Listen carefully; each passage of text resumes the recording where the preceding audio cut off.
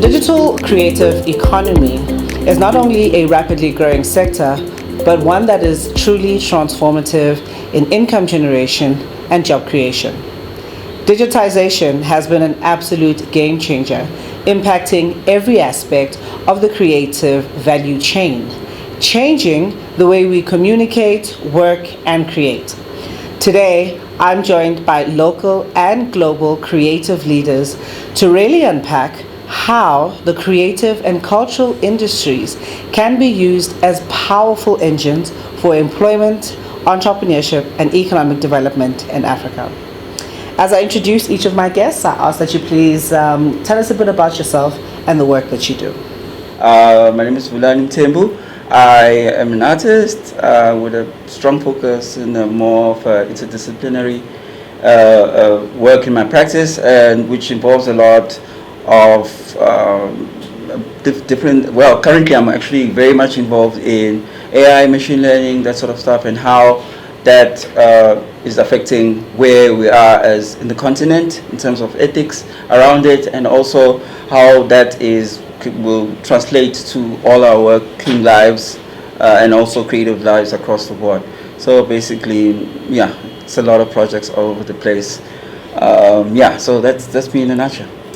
Thank you so much for joining us. Yeah. Next, I'm really happy to welcome Creative Director for the amazing Fagu Gesi African Digital Innovation Festival, Eduardo Kashushu. Thanks for joining us, Eduardo. How are you doing? Good, thanks for having me. So Fakugezi is a festival now in its 10th year, so also quite a big milestone for us this year. And we focus on creative digital innovation in Africa, but rooted in African cultural practice. I think a really important thing when the festival was founded was saying that we can't really engage properly in digital innovation unless there's cultural connection to the work. And I think that's something that's really kind of led people and creatives to trust the festival a lot, because it really takes that as a starting point. Without those connections, we're just not interested in starting a conversation. Awesome. Thank you so much for joining us.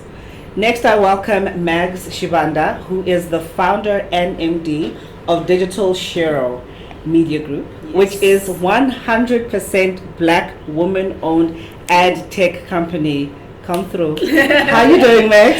I'm good, and yourself? I'm fantastic. Thank you for joining us. Please do tell us a bit about the work that you do. Okay, so yeah, we are a digital media agency that is based here in Johannesburg, but I have a team in Cape Town and in Bloemfontein. So what we do is we actually work with brands and SMEs and government entities where we run their social media campaigns, we do their websites, we make sure that their online presence is good, so we really work mostly with brands, putting their brands out there for everybody and their targeted audience. So that's what I do in a nutshell. Thank you so much for joining us. And last but certainly not least, we're joined all the way from the UK by co-founder of Ubunifu. Welcome, Brian Obonyo. Please do tell us a bit more about Ubunifu. Hi guys, yeah, thank you. So Ubunifu Space is a digital collective, a 5-piece collective of me and 4 of my friends. Been going 6 years, started in 2017, and so our aim has always been to be like the definitive guide to music and youth across the African continent through the content that we make. So we started off with reaction videos that we've been pushing out on our YouTube channel, and that's evolved into being able to do interviews, feature on guests on our channel. We've also then evolved into obviously having our own radio show here in the UK, which mirrors what we do on our channel. And we've launched our production leg as well, which saw us collaborate with South African Tourism in 2019, where we documented our time and sort of like the music and culture while we were in South Africa, across Johannesburg, Cape Town, Durban. And yeah, we're just obviously looking to further evolve as we grow, but obviously being the definitive guide, it's been our main aim, and yeah, we'll continue to be our aim. Thank you so much for joining us. A warm welcome to all of our guests. Thank you. My name is Pakaza Muhare, and I am the COO at Digify Africa, and I really am looking forward to today's conversation, so I'm going to jump right into it. Vulani, I'm going to start with you again. just to really get a view of the current creative landscape. What would you say it's like to be an African creative in the digital landscape and the digital space in 2023?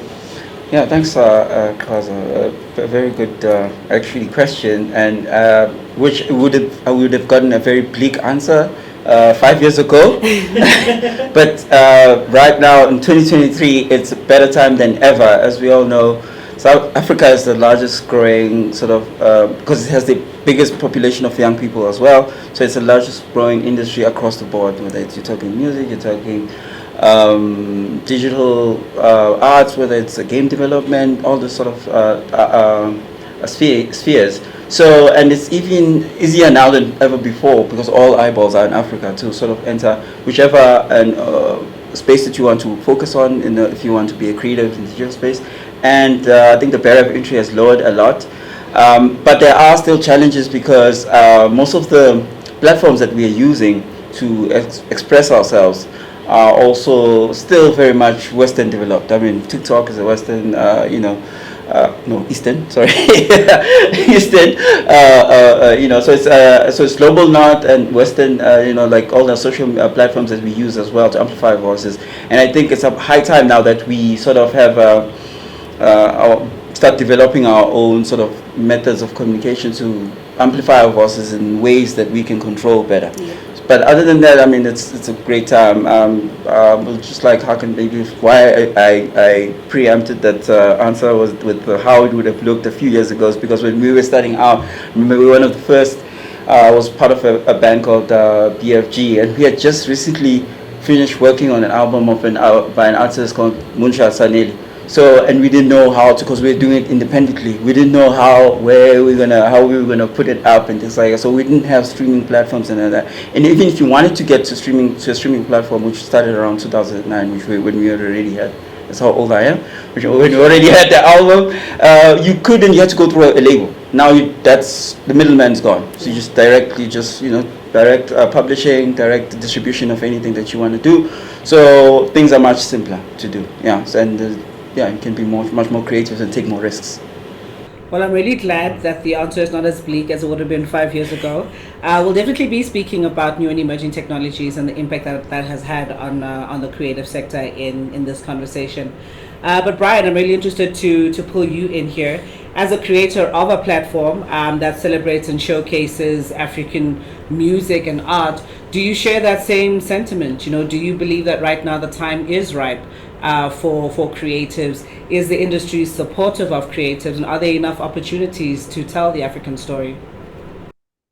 Yeah, I mean, I would say definitely, like looking back from 5 years ago, and sort of even like when we started the channel, there was still like early days of like adoption of like, especially in the creative scene of different sort of arts and creatives within the African continent, and even like here in the diaspora, it was obviously still very early days. But we've seen through the growth of, obviously music-wise, we've seen the growth through Afrobeats and how that's been able to penetrate here, and through that, it's kind of opened the window for people to be like, look at, especially from speaking from the diaspora on this side, people to look into the continent in a different light. And obviously the internet has been a major helping hand in terms of just opening people's eyes to seeing like, people like age-wise and likewise like them in other parts of the world in the continent, and seeing how they're living and how they're interacting with music and various stuff. And that's, I think, the perfect epitome of how that's happened has been the growth of Amapiano. Like when, let's say here in London,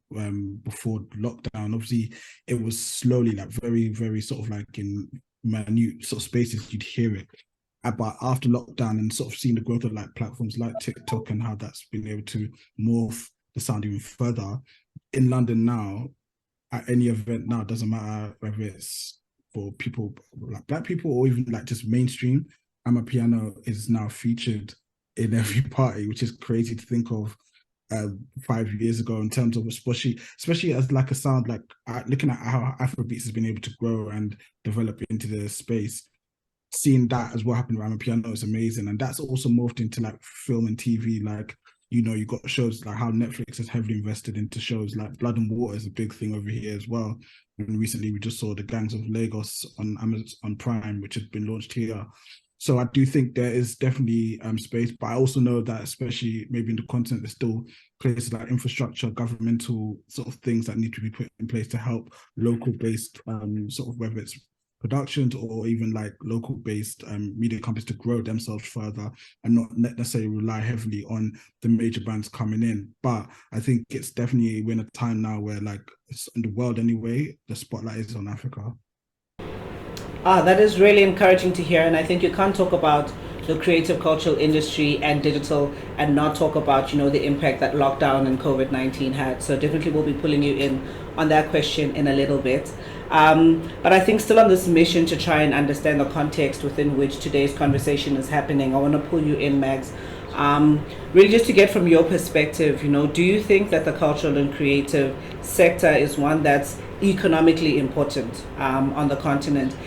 Do you think that it could have a significant impact on youth unemployment? Yes, 100%. And I think the most worrying for me right now, as much as the space is growing, it's the youth and the content creators not formalizing their work for them to be able to contribute to the economy and be able to employ some people, So I think that information now still needs to be shared, because I've seen even on a few platforms when someone is just talking about tax, for instance, for creators, it's becoming a big thing because they don't know, But then at the end of the year, when they have to do returns, everyone is stuck like, oh my God, I didn't know that this is something I need to do. Yes, it's something that you need to do in order to contribute to the economy, and in order for, even if you are looking into having an investor in the future to whatever you're trying to do, they need to have a formalized business to know how to contribute, to know how to scale your business, So I really think that this is the right time, but we really need to now just tie in the loose ends by formalizing your business, and then it is quite nice that we are now able to employ some people in our industry, and mostly we also still catering to creatives as well, because my company is mostly creatives as well, that are working in the company. So yeah, I really feel and believe that there is a huge opportunity for us to be able to create employment and contribute towards the economy, but we have to kind of formalize everything now. When you start billing and sending your invoices, you have to know how to do that properly.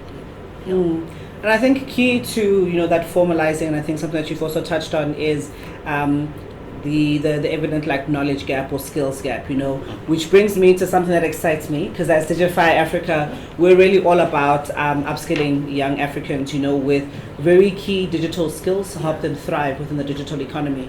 And in order for us to do this effectively, we really rely on partnerships like we have with really innovative organizations like the Tshimologong Precinct that hosts the Fakogesi Festival. So, Eduardo, I'm going to turn to you. With your experience running a festival that is rooted in showcasing and developing skills and technology within, African art and culture, what is your view on the skills landscape?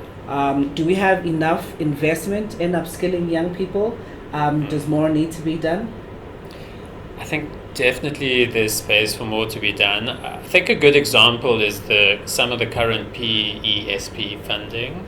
I think has been so important because, for example, at Fakugezi we had for the first time last year permanent interns which came into the space, and there's clearly they don't get the opportunity to have, I think, on work knowledge is also really important, because I think there's only so much that theoretical knowledge can do. I think there's also like a really important need for placement into work so that you can really learn. There's nothing like learning in the space, and especially if that follows on from a program where you've been taught the theory and then you can really connect it with what's happening in the real life, because I think that's often, then we had that experience definitely with the interns. They know a lot, but then when you're confronted with it in real life, it can be kind of scary. You're dealing with crazy deadlines. I think the academic or even the training space is often quite protected, and it's not like that in the real life. In real life, time is ticking and everyone is stressed, and you not delivering has huge impact on other people.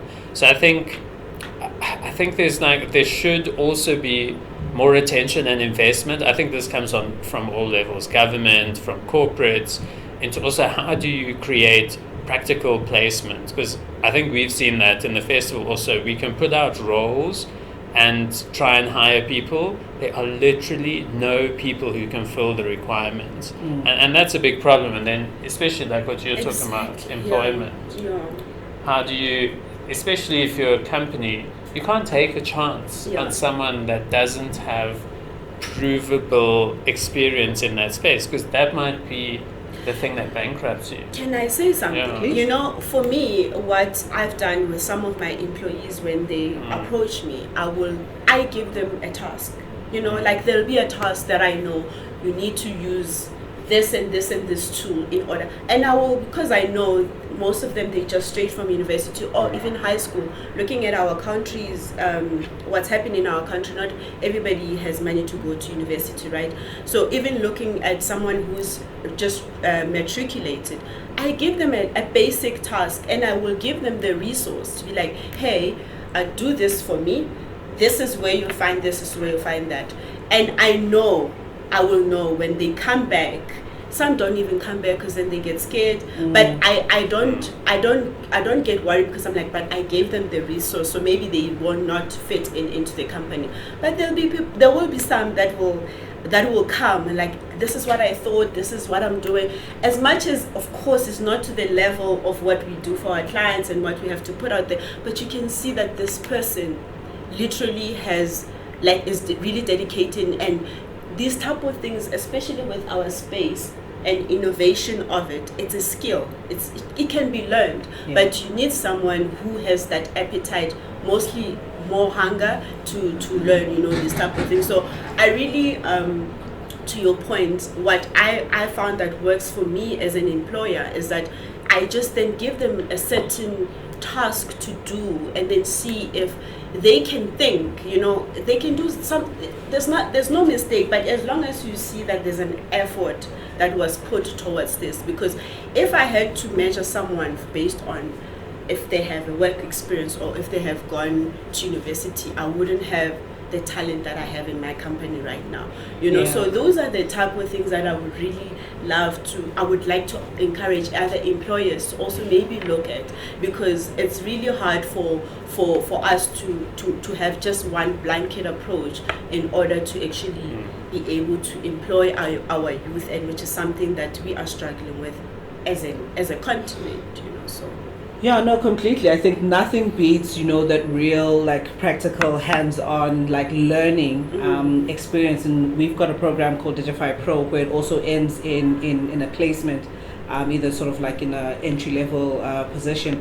And the one thing that a lot of our employers have always come back to is just to say that the program might be a short program, but because of how hands-on it is, our graduates really sort of like, they're ready to hit the ground running, you know, which is, I think, a thing that we really struggle with very like theoretical approach to sort of like traditional education institutions. But I want to pull Brian and Vulani in, you know, really looking at that real life experience as creatives, you know. What would you say are core elements and skills that are needed to really establish a sustainable creative career? And I'll start with you, Brian, and go to Vulani next. Oh, I mean, I'd say firstly, obviously, a passion in terms of what you're doing. That you're having an absolute passion for what you're doing, because you know it's ups and downs, and you have to be able to navigate those scenarios. But I think also, like, you know, having the sort of, like, you know, to kind of mindset, like, you know, willing to learn. Like I always say, you got to be willing to take on tasks that may not, because especially as you're growing, whether it's your own creative, yourself as a creative, or a business in the creative field, a lot of the time the skills you may need may not be at hand straight away. So they may have to, you know, pull up. You have to wheel in some new skills for yourself. Like when we started this Ubuntu, I never edited a video in my life. I'd never touched a video editing software. And the person who was meant to edit, which was David, had just literally, as we started the channel, got a job at Sony Music. And so he had no time to edit. So it was basically if I didn't edit, no one else was going to edit. So I just said, I'll learn how to edit. And since then, I've been able to edit most of like 99% of videos, even edited our Ubuntu tour, which was like the actual docu-series, which I'd never ever done. And that was just like by the sheer of just like taking it on board. So I think any young creative has to have that kind of like, I'm willing to learn and take on, because in this current world that we live in, I feel to be able to navigate the creative field, you have to have a multitude of skills to be able to adapt and evolve into different places and scenarios that you be put in. And yeah, just hunger. I think hunger. Anyone that's willing to be hungry and has a passion to take themselves to the next level, that's what's needed. So yeah. Yeah, but I think when we speak about AI and virtual reality, technology, and you think about the South African context specifically from like an economic perspective, it really does feel like some of this is like out of a lot of young people's reach because of just the cost of technology, the cost of devices, access to these devices and access to places where maybe they can access these devices. And I'm going to ask Eduardo and Max,